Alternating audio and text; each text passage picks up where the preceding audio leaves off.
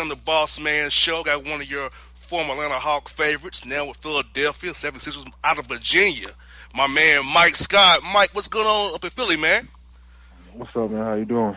Man, doing good, bro. Doing good, Mike. I want to start you off, man. You got to trade from the Clippers to the Sixers. I feel like this has been a good move for you because Philadelphia plays their one in, four out spread style. You need a nice stretch four. Five can play multiple positions. I feel like that's you. So since you've been in Philadelphia, man, how have you felt being able to play on a team with a chance to go to the NBA Finals? You have something to play for come April, May, and June. It feels good, man. I feel like it's like a brand new season for me. Enjoy being here. Enjoy being around the Philadelphia fans, the people, the organization. So I just feel like I fit in, with that grittiness, playing with passion, playing with physicality. I kind of just feel like I fit in with everybody. No doubt, that's you. You are a blue collar dude, man. You've been working hard your whole career, man, and I've seen you develop from being with the Hawks to a guy who can defend, shoot the three, rebound, do whatever you need on the court, man. I feel like Philly needs a guy like you, a nice glue guy who can do everything. And how's Coach Brown presented your role to you when you first got traded there? How did he tell you how you wanted you to play, how you this big role you got so far here? No, I just continue to space the floor, being able to guard my man, being able to switch, 1 through 5, 1 through 4. Just play free, just play my normal role. Come off the bench with a lot of energy, play physical, and just try to win. That's it. And Coach Brown has a great philosophy. He's a real, very positive guy.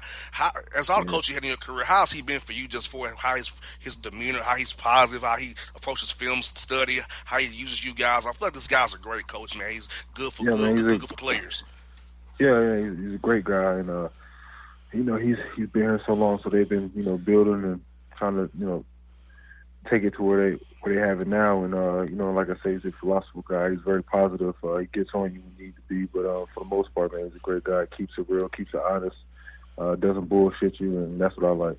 Yes, indeed. No, Mike, think about this, man. Like, you guys have got all different players: Tobias Harris, Jonathan Simmons, yes, Jimmy Butler. So trying to jail all these guys together who worked on the team in training camp here in the NBA schedule, as a lot of fans know, a lot of it's film session and shoot arounds for you guys. So pretty much you're practicing on the court to get that chemistry with each other. So how is that going for you with the season winding down here the next 4 weeks here for the playoffs start? It's been all right. You just got to use your basketball knowledge. We're all vets. We all know how to play the game. When as the playoffs come around, a lot of plays, they start to, slim down. You remember just playing basketball out there. So you just got to use your skill, use your knowledge, and it's not a lot of practice time. So you just basically out there winging it and, just going off the field. Yes, indeed, man. And for the talent on this roster, Mike, along with yourself, you got all these great talented guys, man. This most talented team you probably been on in your career for as talent-wise, just on paper. Yeah, it's up there. I always, that team, my fourth year. Was it my fourth year? My third year where we won 60 games. We was number one in the whole league with, I started 5 at went. We got players of the month. We had 4 All-Stars. D-Wade got hurt and Kyle got selected. So that third year was, that was probably one of my, favorite teams. But talent-wise, yeah, I think on paper, yeah. Yeah, man. Yeah, I remember that team, man. I thought y'all had the city buzzing, man. He had Phil Stringer sold out. Them years, boy, I tell you. Oh, yeah. Yep. Y'all had it popping. Now, for you, Mike, I want to talk to you about the pick and roll defense, man, because a lot of teams is pretty much running a 1-4, 1-5 pick and roll to get a switch. So as a big man, you have to really be shifty and quick to defend those. Sometimes we even blitz those pick and rolls. So for you, man, as over your career, how have you gotten better for defending up those 1-4 pick and rolls, those switches where you have to defend like a James Harden? We got Fox tomorrow night. Sunday you got Milwaukee with Bledsoe. So for you as a big, how do you approach trying to defend those guys in those switches there? You got to watch film. I started switching on instead of watching a lot of film on. Of course, I'm going to watch film on the forwards and power forwards and who's playing, who's coming off the bench. But I started even paying attention more to the guards because, like you said, they're switching a lot. You got to know, what's their dominant hand, or if you can give them a little space, or you got to, get up into them and make them finish. So you got to know your opposition and just go out there and do it. You got that right now. When you playing a guy like James Harden, man, how do you not Good luck. go for that pump fake and get them hands on you, get that foul? It's like Right. he just trying to get you to put your hands out there, get that quick foul, and throw it up real fast. Right, right, man. He's mastered that. I mean, nobody can stop it. So, I mean, kudos to him. Good job for him. No doubt, man. I love what your boy Ben Simmons does. I mean, have a dude 6'10", leading the break, man, getting you guys spread out, finding you in the corner, Redick in the corner, hitting Jimmy, Tobias. I mean, my goodness, just think if Ben could get that with y'all, it's him jacking up threes with you guys, man. It'll be crazy how the time just see how you all play together, Mike. It's wonderful to see. Yeah, he's continued to work on the shot. I seen him work. Off days he coming in working on his 3-point shot. But, I mean, what he does for us is, he's a great passer. He's a one-man fast break. He's an underrated defender to me, and he's great, man. He got bounce. He got the swag. So he's great for us.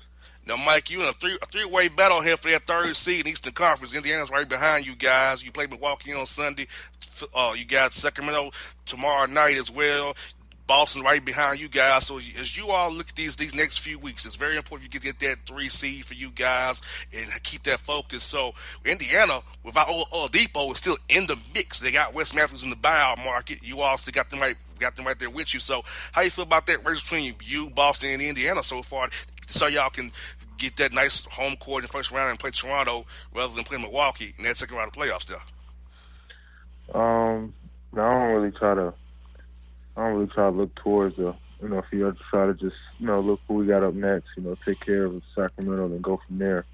But, all we got to do is just take a game by game and just win. Easier said than done, but if we just do that, everything else will take care of itself, with seedings and rankings when we play in the playoffs. Just take each game by, one by one, then just win. No doubt, Mike. Like you said, man, take it one day at a time. Like you said, man, you guys got a lot of talent there to get the job done. I want to go back and take you to your team in L.A., man. I mean, y'all guys scrap. I saw y'all came to Atlanta and came in there and beat the Hawks, man. Lou Williams came off the bench doing the Hawks that night. You did your thing and you knocked out them threes, bro. You had Ryan Cameron saying 3 for you, man. Doing your thing, I had like 6 of them. Yeah, you were on fire. I said, come on, Cam. Give Mike's got the 3 call. Go on, do it. I know you want to.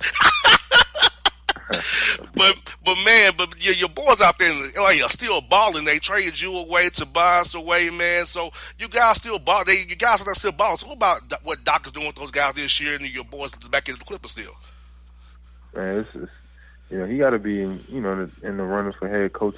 He got to be up there. His name got to be up there in them votes. When it comes to rankings and awards and top coaches of the league, he got to be up there. But he just got a group of guys who's bought in to the system, and they all play for each other. And you know what Pat does on the defense end. Shea's bought in, and he's starting to do good. And we already know what Lou do. And then Trez is playing like one of the most improved in the league. So man, they got a great group of guys. Everybody's bought in and playing together, and I'm not surprised. So now for you, Mike, you've been in the league a number of years, man. What is your favorite arena to play at when you're out on the road? Where you love to go to and make them shut up? Hit knocking out your threes. Make them threes. I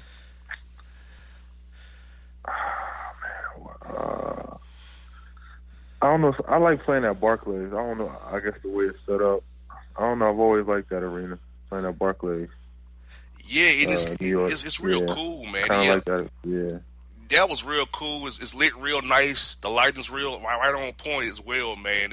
Yeah, I like that arena. That random, but I don't know. It's one of my favorites. I hear that, man. You know what? Now, me personally, I go on the road. I like going out to, go to the state. Them fans be talking crazy to you. I like going to Portland too as well. I know it's different. The city's a little bit slower, but the fans be out of control. And then OKC too a little bit when they ain't talking all crazy to you, saying the word they should be saying. Yeah. That's true. I'll probably say to get at the fans probably be Toronto. Their fans are brutal too. Their fans get into it. Yeah, I just hate going up there when it's cold, man. Those trips kill me, man. Like those pneumonia trips, bro. I hate them. Like you playing in Toronto, Right. you back you playing in Miami next night. You also got to get sick. I mean, what are y'all doing? I mean, NBA be tripping sometime with that, bro. Now I want to talk about your. Yeah, don't have no run in with the police. Good luck You got that. ever. I'm telling you, trying to get to Toronto. Hey, Sorry, Toronto, I love y'all, but y'all used to give me a hard time. But it's all good. yeah, I feel that, bro. Now let's talk about your Cavaliers, man. You know, Coach Bennett doing his thing down there, man. You might get number one seed. So, how you feel about your Cavs, man? How you think they're gonna do this year, man? I don't even want to say because last year I'm just going to just wait till the tournament comes and that's it. I ain't watched none of their games this year. Oh wow! Now I was gonna ask you. I was gonna ask you about this though, Mike. You know, you play for Dave Legato and Coach Bennett. So how are those two guys to play for as people, man, as men who been in the Cavaliers there? Man, Coach Ben is great, man. He's a player's coach. He knows what it takes to go to the next level, but he's also, put together, a real great, program there at UVA. And first when he got there, we didn't see it because we was ignorant, stubborn, and we didn't want to see it. And then we finally started to see like, man, this guy's really changing everything. It's changing for the good. So, yeah. Yes, indeed. Yeah, you all doing big things out of Virginia, man. I get your squad. Now, that's what I got for you, bro. I got some fans want me to ask you this question. What is your typical game day routine as you get ready to play, man? What's your typical day like on game day? Go to the gym, shoot, probably about an hour that morning. If we don't have a shoot around or anything. Come back, eat, take a nap, take a shower, and go to the gym. I don't really got nothing. I listen to a lot of ratchet music, a lot of trap, savagery music. So yeah. Okay. Now, okay, let me ask you this. So, who's your favorite savagery trap rapper? Because I like Kodak Black. I'm on that ZZ. Yeah, Kodak. Oh, Kodak NBA Young I Boy. like Future. Future. Yeah, Young Boy, nice. I like Future. I listen to Gunna. I listen to an artist from Atlanta named Psy Baby. You really don't. A lot of people don't really know. Pull up on a stick. So, yeah. Let them hit. Yeah. Yes, indeed. Partner. Yeah, he's nice too. So that's what I be listening to. Now, bro, when I'm going to State Marina, bro, I'm banging in the car. I'm hitting put a date on it by Young Gotti. Yo Gotti put a date on it. Oh man. And I'm putting. Okay. I got drip for sale. I got drip. Oh man. I'm hitting them. I put up State Farm, so I'm playing. Say like, hey, it don't feel weird calling it State Farm Arena. Like, man, that's Phillips, man. It is, bro. Bro. Feel weird, right? It does feel weird. Calling it State Farm to me. I still call it Phillips Arena. I try to be proper and say the right thing, but to me, it's still Phillips Arena. It's still Phillips. State Farm. I gotta get used to that, bruh. Well, look here. When y'all come to play on 23rd, because I'm going to be saying, go Sixers, because the Hawks need the tank. So, lose, Hawks. Oh, okay. Mike, throw it down. I'm like, have fans wear your old Mike Scott jerseys, cheer for the Sixers on the 23rd. I'm going to have a fresh hockey jersey for them, too. No doubt. Well, yeah, bro. Like, I can't wait for that game next Saturday night, man. I'm looking forward to it, bro. Seeing you back in town again, bro. We got to do this again, but in the playoff time, my man. Hey, it's been great to have the show, Mike. You the man, bro. Put it down on them Hawks, man. Beat the Kings and Giannis on Sunday too, brother. Just do it, bro. Yes, sir. I appreciate that, boss. All right, Mike. You be good. Talk to you Saturday, bro. All right, bro. No doubt. Folks, it's Mike Scott. My heart skips skipping the beat. You're not close enough, so that space between you and me, let's lose it. The way you're dancing, swaying to the music, girl, that body and how you move it. Every time you cross my mind, girl, I lose it. Alexa, play the Country Heat playlist. Okay. I don't think you know what you're doing to me. You got With Amazon Music, a voice is all you need. Get tens of millions of songs. Download the Amazon Music app today. All right, folks, back in the Jared the Bossman show. We're joined by Gina Thomas to talk about your Atlanta Falcons from SB Nation. Gina, how's it going in the ATL today? It's going great today. Thanks. How are you? I am doing wonderful. Cannot complain a bit, and happy about our Falcons making a few moves today on the line here, signing two guys today, and releasing Ryan Strader as well. So, how you feel about the moves that Falcons have made today for us trying to screw up that line that we know need a little bit of improvement next year? Yeah, I think that one thing that's really interesting is when you just look at the size of the two guys that they signed, James Carpenter and Jamon Brown. They're massive, and the team has said that they're planning on sticking with the outside zone scheme that Kyle Shanahan brought to Atlanta in 2015. That's obviously worked very well for them in general, a little bit less well after Shanahan left and Steve Sarkisian took over. But I think that signing these two big guys really probably signals that we are going to see a change.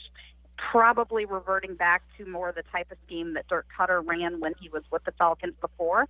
And so I think that that's interesting. As far as Ryan Schrader, Schrader has been great for the Falcons over the whole of his career, and especially when you consider that he was an undrafted free agent out of Valdosta State.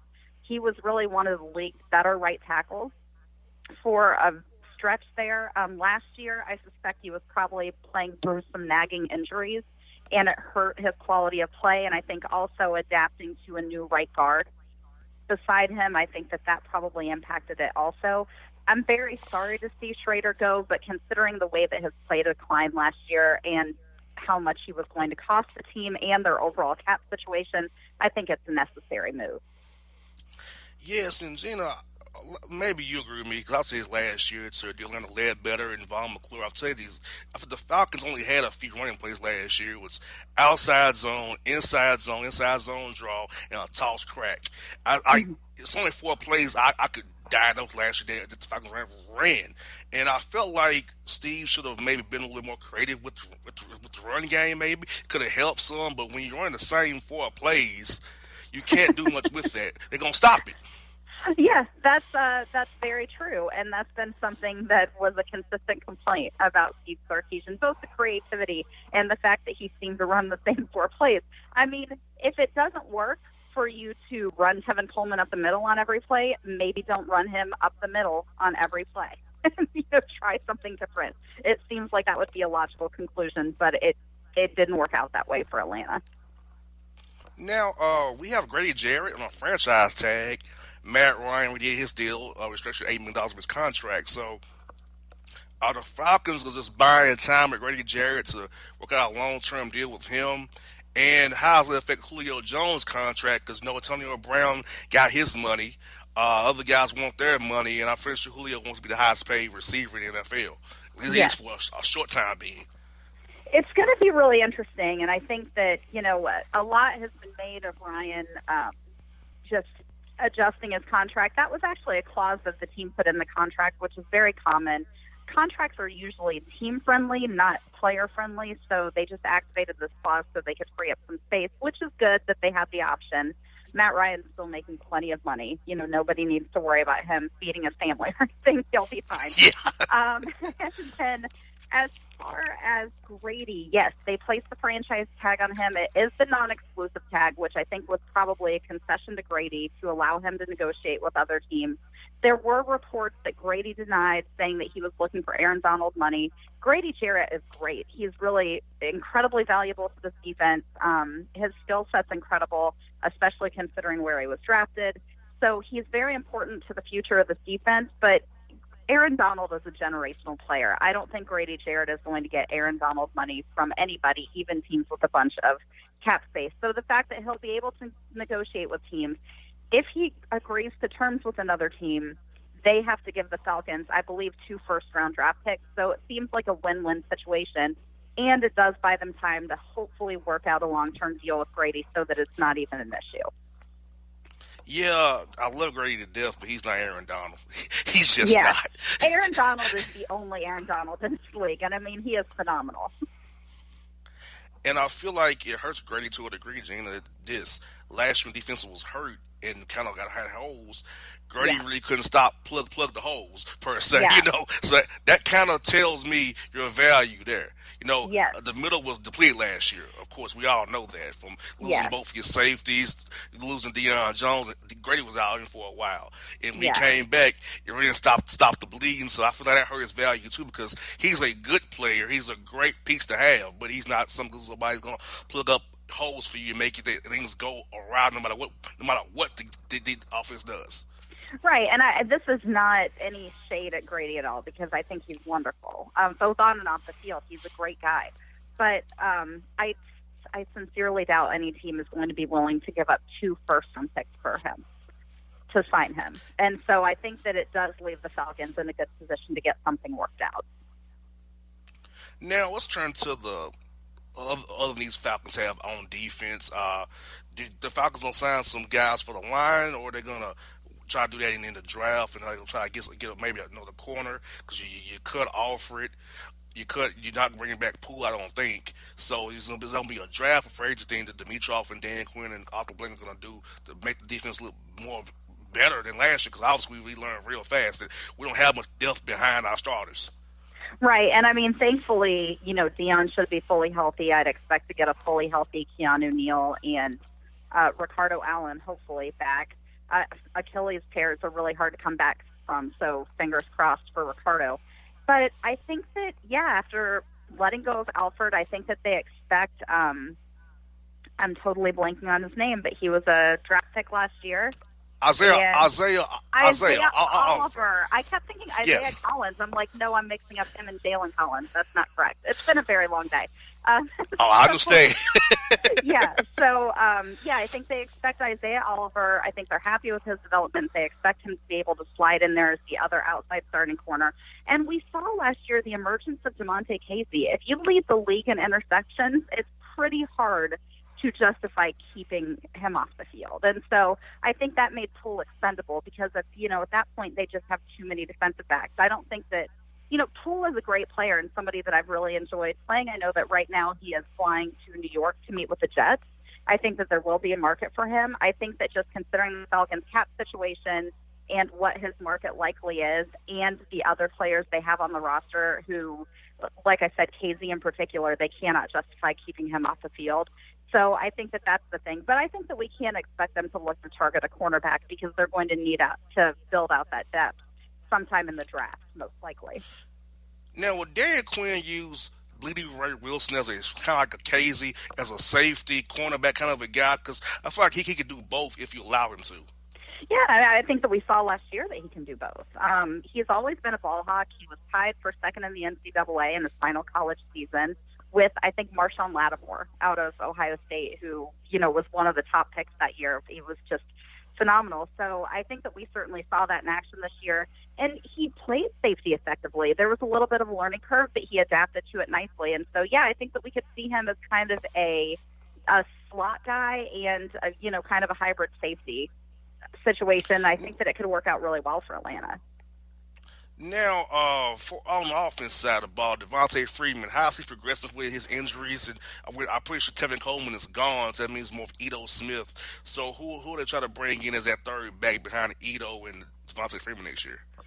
I believe they still have Brian Hill on the roster for this season, so he is a possibility. He looked okay when he was forced into action, later in the season. And it would be nice to see them be able to get some value out of him after they did spend a draft pick on him, even though they cut him and he landed with Cincinnati for a while. So that's a possibility. I think that we could also see them target, one of these lower priced free agents. That's a possibility. We'll probably wait a few days and see how that market shakes out and see who's left and who might be able to help the team. And I still think the draft is always a possibility. They have a lot of picks this year. They've got, a couple of conditional picks, and they're actually able to trade those picks now. So they might plan to use those as capital to move up and get guys that they want. But with so many needs on the roster, I think they'd be just as wise to stand pat and target positions of need. And running back is probably one of those. Bringing in another guy to compete to fill out that depth chart this offseason is probably a good idea. And on wide receivers, I know Muhammad Sanu was making some money. Ridley was, to my opinion, drafted to replace Muhammad Sanu. So, Hmm. but then he leaves you with Justin Hardy, Marvin Hall, and Russell Gage. So that's not much to just to sing about. So, do you Right. think a wide receiver is going to be in the picture because you got to do some behind Julio and Ridley if you decide to bring back Sanu, which I hope they will. But if they don't, you need something to help those guys out. Hmm. I think that they will keep Sanu. And then, of course, with Ridley's development this year, which was very impressive for a rookie, it's very hard to adapt to the wide receiver position at the pro level as a rookie. And so he was just spectacular. So I think that they've got a good core group of the top three. Justin Hardy is a free agent. I don't expect him to re-sign with Atlanta, but we will see. No matter what, he does have chemistry and familiarity with Matt Ryan. And so that could be enough to lock up his spot. I think Marvin Hall is gone. So again, I think that we'll see them maybe look for who's left as free agency continues to shake out. With those top three guys on the depth chart, and like I said, I do think that they'll keep Sanu. I think that they're in pretty good shape, and so they can, target less expensive players to round out that depth chart and still give Matt plenty of talent to work with. Now, I'm not gonna lie to you, Gina. I was very surprised they let it go of money Matt Bryant for Tavecchio. I mean, I was shocked. I know Tavecchio did a great job in Matt Bryant's absence, but let go of Matt Bryant kind of made me like, oh, really? We doing that for Tavecchio? Because he struggled in Oakland when he was the guy. So, Yeah. what were your thoughts on that move? Well, I was disappointed just because Matt Bryant has been an institution in Atlanta since he came here. He's been so reliable, and look at the Bears, look at the Bucks, look at all these teams that have had problem kickers who get in their own heads and go through phases where they can't hit anything. That was never Matt Bryant. If he missed a kick, you knew he was probably hurt because otherwise it just didn't happen. And so I think that Tavecchio played well. I understand from a cap perspective why they did it. I understand from an age perspective why they did it. But I don't know that's the right call. And I think it's, time is going to tell. But Matt Bryant was just so incredibly reliable. And I think that you cannot overvalue a reliable kicker because you see how many teams lost games based on their kickers. I mean, the Browns last year probably would have had a winning record if they had had a decent kicker earlier in the season. And so, yeah, I think that we're going to have to see how it plays out. Maybe the team is right about it. I get why they did it, but I was not happy about it either. That's what I got for you is Coach Quinn's staff. He's fired all his coordinators. He's taking over defense. You got Dirk Cutter, Mike Malarkey on the offense side with Coach Ra. You got special teams coach. You got the game management coach now. So, to me, Arthur Blank is saying, Quinn, you got one more year to prove yourself, or we're going to move in a different direction from you and Thomas Dimitroff if it doesn't go well, because these are all your guys, man. It's on you. Yep. I think that you're right. And I think you can look at last season and you can look at the injuries and you can understand why it went the way that it did. But that doesn't, the NFL is not very forgiving about injuries or anything else. Everybody in the league has injuries. Everybody sees key players go down every year, and you just have to adapt. And even the players they brought in, we saw Jordan Richards running around out there like he had no idea what football even was. So I think that it's fair to raise some questions about how things were handled even after, even after the injuries, with the guys they brought in. I think there's some questions around coaching. I think that Quinn bringing in a game management coach is very smart and very necessary. I think that it's been shown to be his weakness, and so having some help there will be good. But yeah, I think the team is absolutely signaling that the Falcons had better be competitive this year, or we're going to see some big changes next year. And one more I got for you off the Quinn question. Do you feel like the league is caught up with the Seattle defense, the cover three defense Dan Quinn plays, the cover three zone he plays? That the league's caught up to it. He hasn't really evolved beyond that defense. Yeah, I think that we'll probably have a better idea about that this year when he's really running it. I'm actually really excited to see that. At this, I think that he's been more peripherally involved over the past couple of years, but now that he is going to be the de facto defensive coordinator and he'll be calling plays on that side of the ball, I think we'll see how much his defense has evolved. I think that the most successful coaches in the NFL are guys who understand that the game is always changing and that if they want to compete, they've got to change along with it. You cannot be too committed to your own style of play. You have to see what other teams are doing and understand how you can work against that. And so it's going to be really interesting this year to see what Quinn does with this defense, because his talent as a coordinator is undeniable. I mean, the Seattle defenses that he coordinated were very good. And so it's going to be really fascinating to see how this plays out this year with him taking sole responsibility for it. Well, Gina, it's good to get you on the show. Hope to talk to you again around the draft time. We'll see what the Falcons have done in the draft. We can recap that. Hope you have a great week, and hope to talk to you real soon now, okay? Okay, thank you so much. Have a great day. You're welcome, folks. Gina Thomas here on the Bossman Show. It's maybe the night that my dreams might let me know all the stars are closer, all the stars are closer. Tell me what you gonna do to me. Confrontation ain't nothing new to me. You could bring a bullet, bring a sword, bring a morgue, but you can't bring the truth to me. Alexa, play Kendrick Lamar and SZA. Okay. Maybe the night that my dreams might let me know all the stars are closer. With Amazon Music, a voice is all you need. Get tens of millions of songs. Download the Amazon Music app today. All right, folks, it's back here on the Gerald the Boss Man Show. We're joined by Coach Brian Wardle. His team is going to the big dance. The Bradley Braves played 3 hard-fought games in 3 days and got the job done in St. Louis, winning the Valley's tournament. Coach Wardle, how are things in Peoria today, man? Man, things are great here. Things are great. The weather's warm and sunny, and we're ready. Everybody's in Peoria is excited about just our program and the opportunity we have coming up here in the tournament. Yes, indeed, Coach. This is the first time Bradley's been in a tournament since 2006. So first of all, what has it meant to the community in the past few days about you guys making it to a tournament? And for you personally and your program, what does this mean for you? Well, I mean, it's been a long time coming. Anything worthwhile is uphill, and I think our program has improved every year. We built it from the ground up here at Bradley. I've had some great teams and great players, but just, when you're in a tournament setting, anything can happen. And when you're in a league that, unfortunately this year we're just a one-bid league. We'll probably have 2 or 3 teams in the NIT. It comes down to just executing the game plan and making the big plays in the big moments. And we were able to do that over the weekend, and it means the world to our city, Peoria, our university, and definitely for my seniors who I've recruited, my first recruiting class, who have been with me for 4 years now. To have them go from the bottom to all the way to the top is a great feeling as a coach. And, Coach, I feel like this has kind of helped you out with this tournament. Being older, having older guys on your roster with experience that you play, and coming back in the second half of those games, each one of those games in that tournament, and winning by a total of 8 points altogether, I feel like the combination of your experience and your guys being through it, and the fact that this time of year, those guys knew how to get the job done. They wasn't flustered by being down in the second half, and you guys punched your ticket by playing great ball when it mattered the most. Absolutely, you're spot on, because we do have some experience now for the first time. I think our first 2 years we were the youngest team in the nation, and the second youngest team in the nation in year 2. Year 3 we got a little older, but still weren't where we needed to be. This year we did.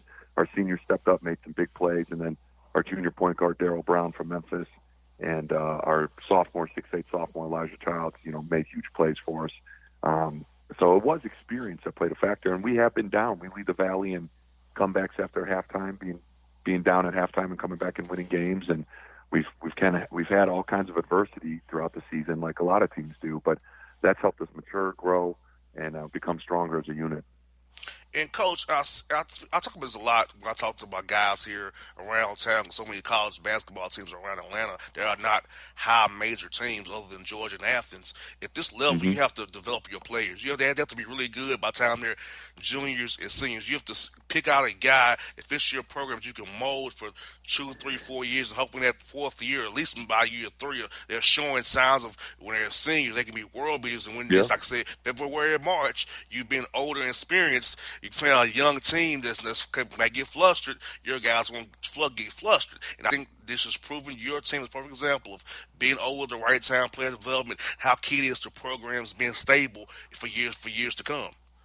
Yeah, absolutely. I mean, I pride myself as head coach, my staff on player development and growth, not just on the court but off. But you're right. I mean, if you go play these teams that have lottery picks that are 18, 19 years old, you have a chance just out of experience and age. And we're not going to get a lot of those guys at Bradley. You got to get lucky in the recruiting scene nowadays. But we're going to take some raw talent with good heart, good work ethic, good intangibles. work with that person. I got a lot of guys playing pro ball. I got a guy in the Golden State Warriors right now that averaged 10 and 7 for me, but we always knew, Alfonso McKinney, he played for me at Green Bay. He's best basketball's ahead. He's just a late bloomer. And we got to take some of those kids and develop them and then hopefully help them reach their dreams. Yes, indeed. Now I see Alfonso the 27th in Memphis when they played the Grizzlies down in Memphis. I definitely may tell him I had you on the show when I see him because I'm real close to Quinn Cook and Damian Jones on the Warriors as well. Oh yeah, that's great. Yeah, and I got a lot of guys who got drafted. It's Alec Brown, but they're all playing in the top divisions in Europe, making a great living with a degree. More importantly, they got their degree. They're high character guys, and they're going to be successful when the ball stops bouncing. And that's ultimately what we're doing here at Bradley's, preparing these guys to get to the NCAA tournament, win, be on the big stage. But more importantly, when that ball stops bouncing, what type of person are you? What kind of work ethic do you have? What kind of communicator are you? And hopefully, I think we're helping a lot of our guys prepare for the real world. Now, Coach, as I looked at the Valley this year, it was like a lot of the teams were very close for us in record-wise. Went down to the last day for seeding and who's going to get what seed. So, overall this year, how was the Valley to you? I was looking in from the outside. I feel like it's very hard every night. Some schools surprised like Missouri State with Dana Ford, his first year there, surprised a little bit there. Loyola was always doing that thing. They're a little down this year as well. But it's like the Valley was every night was a hard night no matter what you do, Coach. It is. It's a great league to play basketball. It's a basketball league. Every time you go on the road, there's big crowds. And we led the league in attendance, which says a lot because a lot of schools in our league get great crowds. So winning on the road was hard. There was a lot of parity. If you look at the net rankings, we're like one of the only teams that has all 10 teams between 120 and 200. We had no one below 100, no one above 200. That's how balanced our league is. So it was a dogfight every night. And we do have 5 or 6 teams in our league that play slow, that grind you out and are physical. It's a defensive league. So it was a dogfight every night, close games. And I think all that experience prepares us for the tournament. Because if you look at the Valley, we've had a lot of success in the NCAA tournament, no matter if we had 1, 2, or 3 or 4 teams in. Our league is a tough-minded league that knows how to win. And I think that's going to hopefully help us come this next week.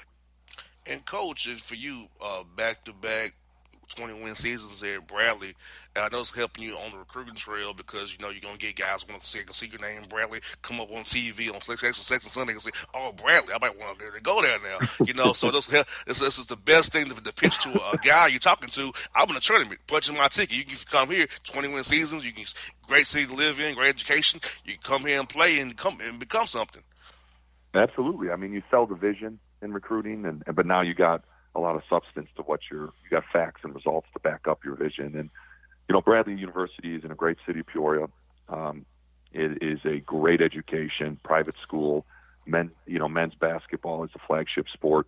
It's a huge basketball town, and you play in a great basketball league that can go win in the tournament. So I think there's a lot of positive things here for kids from all over the country, and we have guys from all over on our roster. So we recruit Illinois a lot, obviously Chicago and all that, but man, we're down in Atlanta. We're all over recruiting because we just want to find the best fit for our program and our city and our university academically. So it's a great opportunity, and I think for me as a former player and the way I coach, I'm going to have high expectations and standards for you. I don't think anyone thanks you for expecting little of them, and I expect a lot from my players. But our system is fun to play in, and I think it's a system that develops players and prepares them for the next step in their life. Now, for a lot of my listeners, coaches, who are not familiar with your team as I am, who are some guys that really played key roles for you this year in playing special roles for your team to get you guys to the point you are today, being in the big dance come next week? Yeah, I mean, Darryl Brown is our point guard, 5'10" point guard, can really score. He was a all Valley League player. Elijah Childs, our sophomore, 6'8" forward. He was all Valley. Nate Cannell is a 6'6" shooter we got locally here within 30 miles of campus, and he was a 6th man of the year in the Valley. And then you've got guys like our seniors, D-Lo, Luke Van Bray, and Luke Lundy, 3 seniors that contribute to us and provide a lot of just experience and solid, play and toughness and talk. And then we got size. We got a 6'11" Koch Barr, 7'1" Ari Boya, and then we got another freshman who's 6'6", Jay-Sean Henry, who's been a kind of forward matchup problem and has really played well for us down the stretch. So we're definitely a team. Do we have star power? We do, but we are a very unselfish group, and we got everyone plays a huge role in what we do here. Now, Coach, with you winning the tournament early here, how do you balance staying sharp versus rest? Because you never know, you may get called and play in that first four, you may have to go to Dayton. So how do you guys kind of plan that out when you're trying to get trying to make the plans from now until Sunday and beyond? Well, I think that's, we factor all that in, but you need rest. So today and yesterday we rested. Tomorrow we'll get back in the weight room and have some team meetings and watch some film on our weekend. And then Thursday, Friday, Saturday, we'll get back on the court and just try to be sharp, and then take Sunday off and kind of see where we're at. I don't think we can take too many days off, because we got to get our legs back underneath us, and we got to go game speed, because when we do play again, it's such a long delay. We want to be sharp. We don't want to start and play the first half and not execute and be out of rhythm. So we got to find our rhythm at the end of the week and get a lot of shots up, and that's our plan. Well, Coach Wardle, I hope you guys do very well. They've come on the show, and I'll definitely be cheering for you guys in my bracket, because, I like to, how you have guys on the show and cheer them on all the way through this. Hopefully you guys can make some upsets happen and do the Valley probably like the did last year. The Valley going to be that school to lead upset everybody this year, hopefully again. Hey, we hope so. I appreciate you having me, man, and go Braves. Yes, indeed, because Coach Brian Wardle on the Bossman Show. Till the tears run down from my eyes, Lord, somebody, ooh, somebody, can anybody find me somebody to love? Alexa, play hits from Queen. Okay. Somebody to love. With Amazon Music, a voice is all you need. Get tens of millions of songs. Download the Amazon Music app today. All right, folks, back here to the Gerald the Bossman Show. More March Madness coverage. We're going to talk to the Gardner Webb's head coach, Tim Kraft, the running Bulldogs out of the Big South. Coach Kraft, how are things for you, man? I know you living the dream right now down there. Hey, that's exactly right, man. I'm just living the dream, man. It's a dream come true to get to this point and win a conference championship and have our team go in the NCAA tournament. That's exactly right. That's what we're doing right now. And, Coach, for the first time in school history, you're off the list now of the schools that have been to the big dance. Now your school's off that list, man. How's it feel? How's the community down there feeling? How's the administration feeling and the students? What's the vibe the last since you guys have came back with the Big South title here? Everybody's fired up. Our community is really, really excited. It's as we kind of made it to the championship game, you started to feel how, from people in the community and former players, and how big of a deal this would be for everybody associated with Gardner Webb, and everybody's just been super excited. Our students are actually on spring break right now, so they were not here when we got back, but we're looking forward to them getting back here on Sunday to kind of celebrate selection show with us. It's going to have to be a wild watch party. I can't even imagine, Coach, the wild watch party. Yeah. These kids going to be having to come out spring break, would be Destin, Panama Beach. I remember those days, Coach. You get back, you're still on that emotional high. And then you got this coming. Oh, my goodness. It's going to be wild on your campus. It's going to be, lit on your campus, Coach. They're going to have something to be excited about, that's for sure. Yes, indeed, man. And a 23-win season here, Coach. I'll tell you what. How does that make you feel first as the head coach? Getting 23 wins is 23 wins. That's a heck of a year right there. And secondly, does that show about the support you have from your staff, your players, administration? Because without the administration and your staff and your players, you can't get all these wins you guys have had. So having the support of all those factors and plus winning those games on the court, man, that makes you feel so good, Coach. Know that the hard work that you put in is paying off here. Yeah, no doubt. We've had a great year. And, everybody's been a big part of it. Obviously, you got to have good players. You got to have good assistants that can recruit good players. And you got to have an administration that is behind you and aligned with your vision for the program. And, we have all of those things here, and we've had them here for several years, but to really put it all together this year. And, my coaching staff has been tremendous. My assistant coaches have done just a great job, not only recruiting, but also developing our players each and every year, and helping them get better, helping us coach this group. And we got a really special group of players that has really played for each other this year. Has really bought into what we're trying to, our vision for how we wanted to play. And it's been special to see it kind of come together here in the last month or so. And Coach, for my listeners who are not familiar as your roster as I am, who has been the guys who really played key roles for you this year and helped get you to the point you are today? Yeah, well, we've got 3 seniors. Brandon Miller is a 5th-year senior who's kind of a guy that's been a great leader for our team. He's played limited minutes off the bench inside, but he just brings great leadership and a great perspective just with his experiences. David Effiani is another 5th-year senior who was an all-conference player, was our leading scorer, 6'2", really athletic guard, attacking guard. He's had a tremendous season. Super efficient season, shooting over 40% from 3, over 50% from the field, positive assist turnover rate. Just had a tremendous season, and really has grown as kind of a leader for our team as well. And then DJ Laster is a post player, kind of an undersized, face-up post player that can play inside and out. And DJ just he was the MVP of our conference tournament, had 32 points in a conference championship game. And DJ really has just come alive here over the last few weeks. And he's had a good season and a solid season, but he's really played at another level here in the last few weeks, and has carried us in some of these conference tournament games. Those are 3 guys there. I mean, we're really got a group that has a kind of a deep team. We play 2 point guards, Jaheim Cornwall and Christian Turner, who are both really, really solid. We got a freshman by the name of Jose Perez that has had a tremendous year, started for us at the 4 spot. It's kind of a big wing that can do a lot of different things for our team. He can make shots. He can put it on the floor a little bit, and he's a terrific passer and can also post a little bit. So he's been a really, really good piece to our puzzle. And a guy named Nate Johnson, guard, sophomore guard, redshirt sophomore guard, who's had a great season, averaging about 10 points a game, leads us in steals.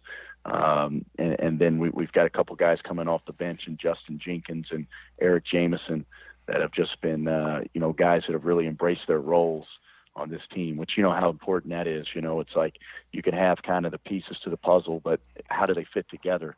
And we've had some guys that just really kind of own their roles, embrace their roles, have been all about the team, and that's made the difference for us this year.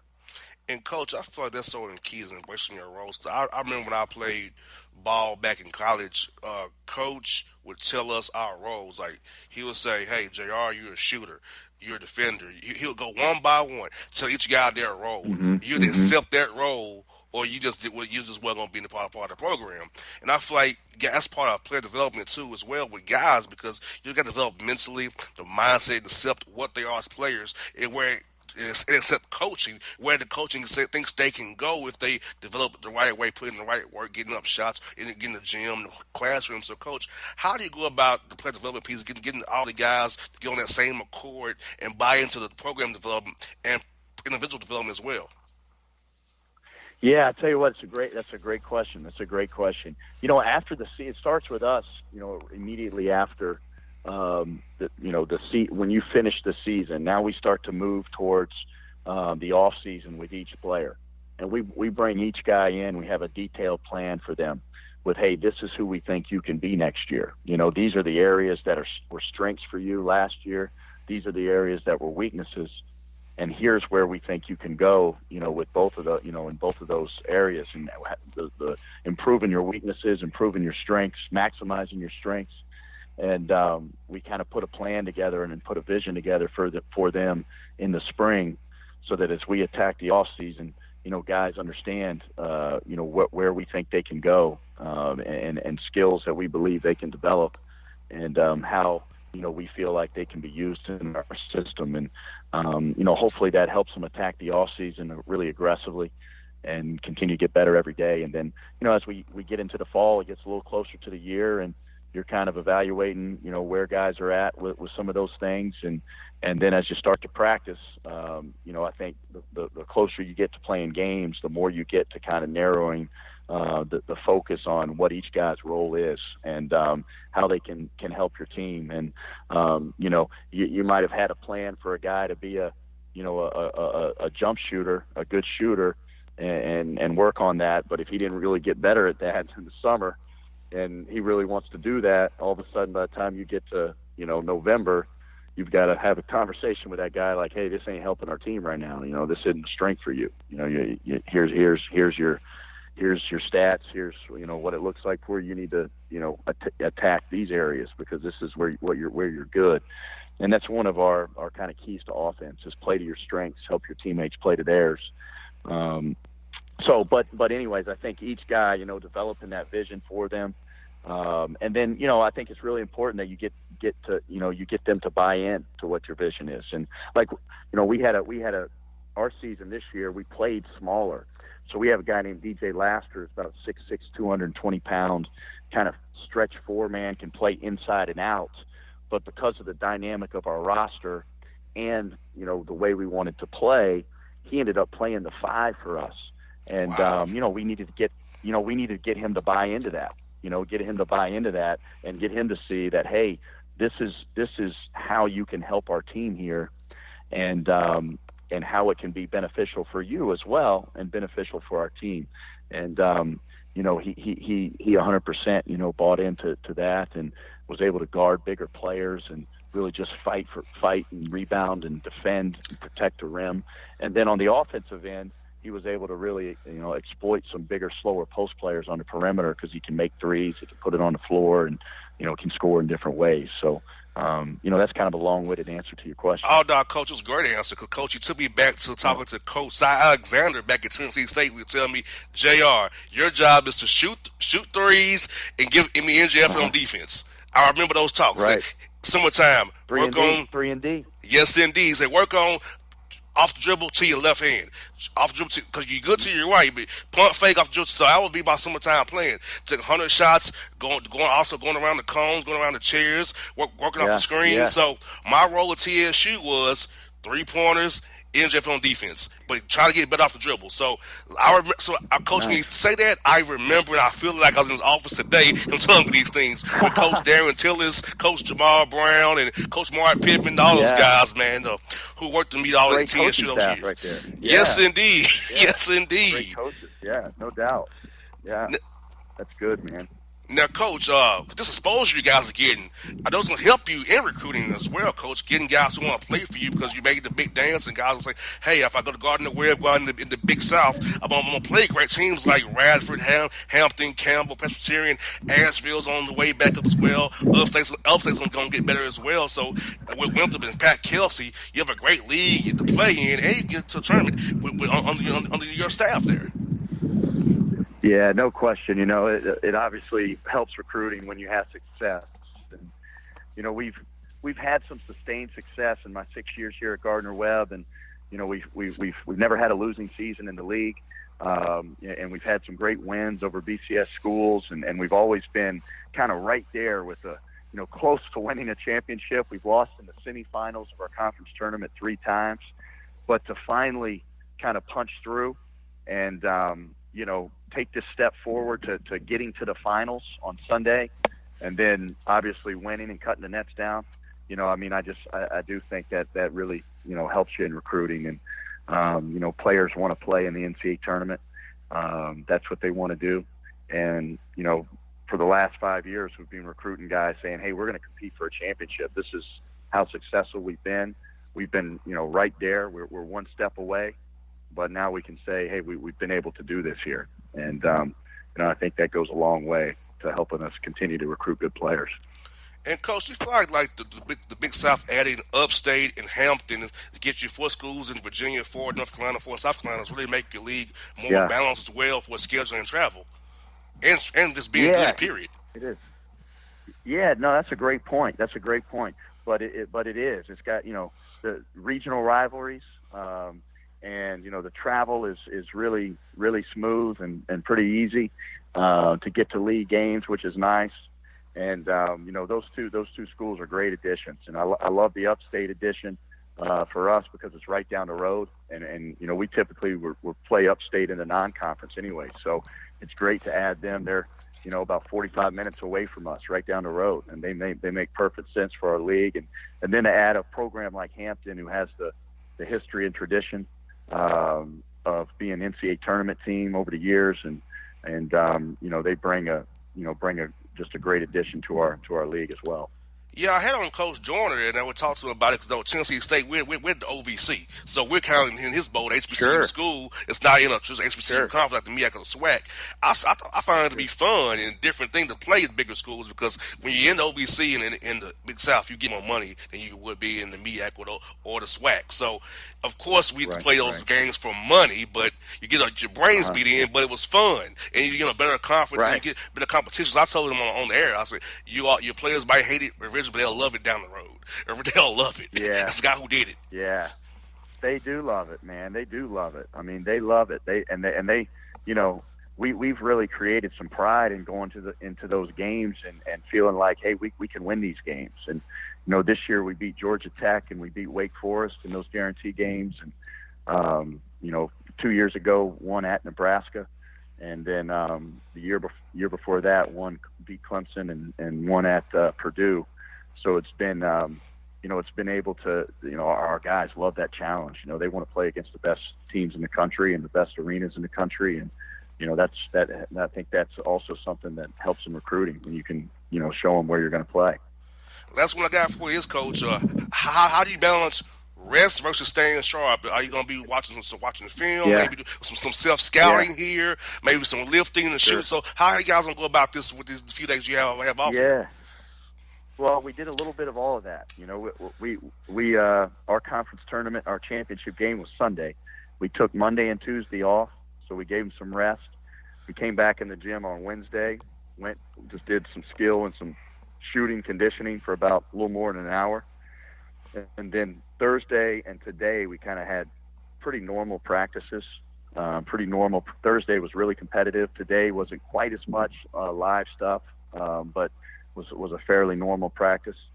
And then tomorrow we're actually going to bring some officials in and really kind of make it a little more like a game, just in terms of trying to keep our guys game ready. A lot of the schools that we could potentially end up playing in the tournament are playing right now. They're playing in their conference tournament. So we want to keep that edge with our guys right there. And so we'll do a scrimmage a little bit with some officials tomorrow. And then we're actually going to take Sunday and take it completely off and just enjoy the day with the selection show. I hear that, Coach. Yeah, I'll be on the road heading back to Atlanta from Nashville doing this lecture show. So hopefully you all get a good draw, man. Hopefully it works out real well for you. But if not, Coach, I definitely want to have you on the show again during the spring and summertime, man. Check on how your program is doing. If you're ever in Atlanta, Coach, recruiting, love to have you come to our studio and chop it up with us, man. Love to have you back again anytime, man, we'd Coach. love to. We'd love to, man. We love Atlanta. We recruit a lot of guys from Atlanta. We've got several guys from Atlanta on our roster right now, man. So yeah, I'd love to come by. Yes, indeed. Well, Coach Kraft, good luck, buddy. I'll talk to you real soon, man. Thanks, JR. Take care, man. Thanks for having me on. All right, folks. It's Tim Kraft of the Bossman Show. Gardner Webb. Hello, my name is Travis Williams, President and CEO of Academics and Athletic Consulting, focusing on educating and empowering tomorrow's collegiate athletic leaders. My passion is for the education and genuine concern and care for today's student athlete. It's the centerpiece of my life's work.